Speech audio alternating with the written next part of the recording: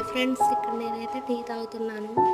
మీరు మార్నింగ్ లేవగానే ఏమేం చేశారు? టీ తాగారా? ఈరోజు సండే కదా, స్పెషల్స్ ఏంటి? ఏదైనా ఉంటే కామెంట్ చేయండి ప్లీజ్. అలాగే నా వీడియోని లైక్ చేయండి. మీరు ఇచ్చే ఒక్క లైక్ ఎంతో సపోర్ట్గా ఉంటుంది. ప్లీజ్ లైక్ చేయండి ఫ్రెండ్స్.